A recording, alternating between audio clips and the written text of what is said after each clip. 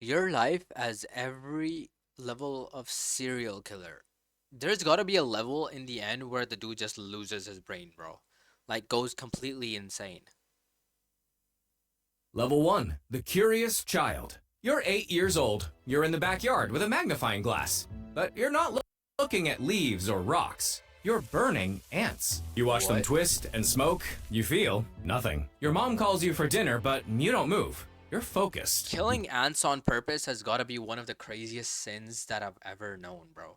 Pull the wings off a butterfly. Slowly. One Why wing would you do that? And what kind of depression do you need to grow up with to be tearing apart butterflies at a like time. that, bro? You want to see how long it stays alive. Your little sister has a hamster, and she loves it Nah, dearly. don't tell me One he's gonna day, strangle it. the hamster stops moving. You tell everyone it just died. You don't tell them you squeezed it to see what would happen. You don't tell them you liked the way it felt. At school, the other kids play together. You sit alone. You don't want friends. You're different. You know it, they know it, and the rest of the world will soon know it. Level 2, the That is isolated demonic. teenager. You're 16 now. You spend hours alone in your room with What's with all this acne on his face? violent fantasies playing on loop. You've started following a girl from school, Oh, learning nah. her route home, Oh watching nah, he's a pervert. her bedroom window from a tree. You kill your neighbor's dog and feel a rush you've never felt before. You've started keeping a journal of your darkest thoughts, detailed plans, drawings of what you want to do. It comes to a point where if these type of people don't go to the psychiatrist or like some therapy sessions, bro, these people are like the people that turn into insane serial killers, literally. Your classmates think you're creepy. Your parents think you're depressed. Then take them to a psychiatrist. Take them for therapy. What are we doing? What? But nobody knows you're evolving. The fantasies are Evolving no my longer ass. enough. You need more. Level 3, the student of death. You're in your early 20s. You've got a job, an apartment, a completely normal exterior. But your free time is dedicated to your obsession. You're studying Ted Bundy, the Zodiac Killer, and Jeffrey Dahmer. You've read everything, watched all the documentaries, and you even analyzed their methods and mistakes. You've created elaborate fantasy Mistakes? What are we trying to improve their freaking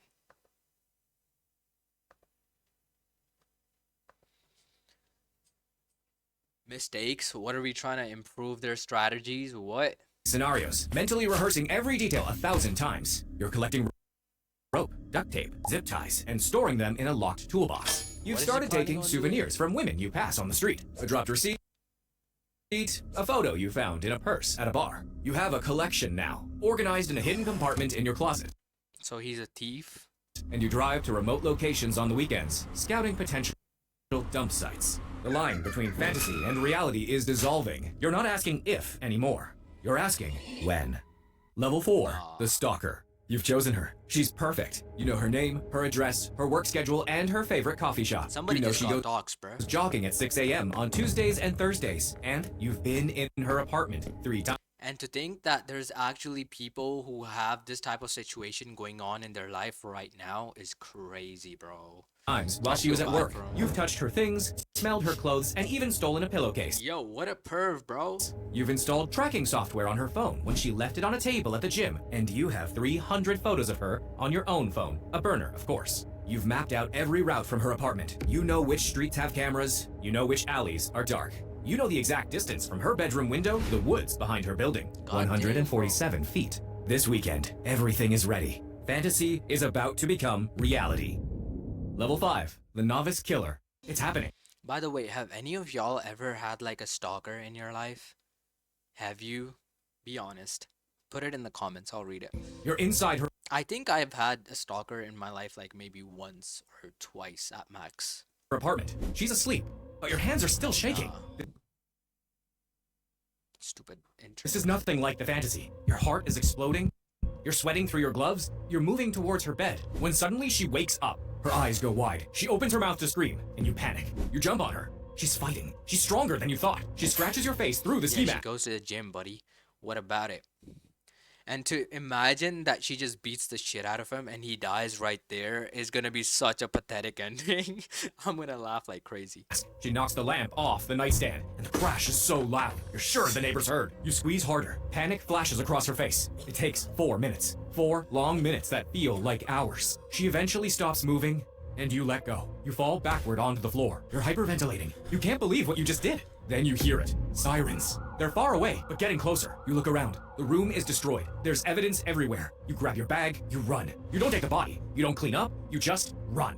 You're in your car. You're What driving. was the point of it, bro? You literally just ruined someone's chill ass life just for your own stupid satisfaction. That is not even You satisfaction, throw the bro. ski mask out the window on the highway. Stupid. You're leaving DNA everywhere. You get back to your apartment. You burn your clothes in the bathtub. You scrub your skin until it bleeds. And then you wait for the knock on the door. But it doesn't come. You turn on the news the next morning. Local woman found dead. Police investigating. No suspects. You got away with it. You're a killer now. Level 6. The Predator. You've How do you even sleep peacefully after doing this type of dumb shit? claimed 3 victims now. You've learned from your mistakes. The second kill was cleaner. Better planning, cleaner execution, and faster disposal. The third was almost routine. You're developing preferences, patterns that feel right.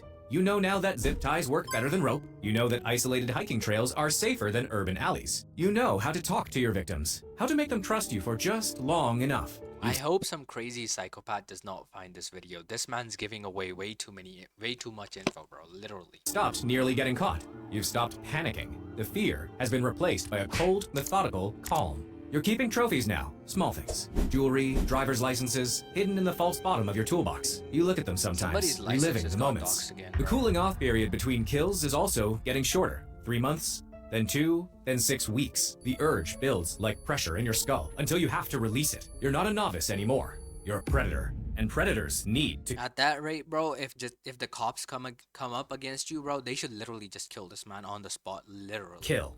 Level 7. The Highway Strangler. 9 bodies, all within a 50-mile radius. The local news has connected the cases.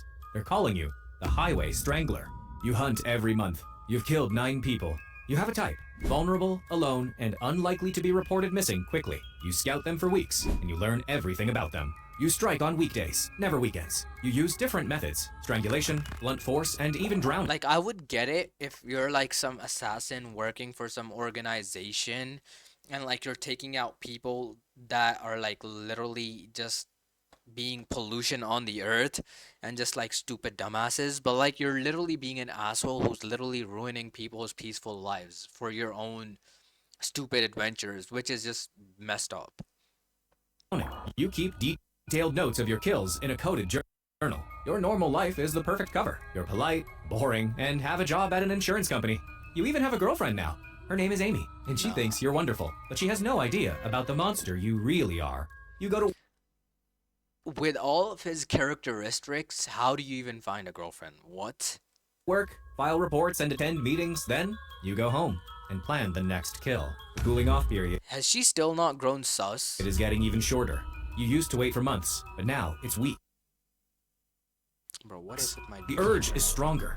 You're not in control of it anymore. It's in control of you. Level 8, the Media Phantom. Your national news now. 23 victims over 4 years. CNN, Fox, MSNBC. By the way, how do these people like from the news or like these authorities actually like connect different murders to the same person or like the same suspect? Is it like your murder style, like the way you kill a person relates to how you killed other people? So it's like all just like leaning towards you, or is it like some fingerprint DNA stuff? What? How do they link all of that together? They're all covering you. There's a documentary crew in town.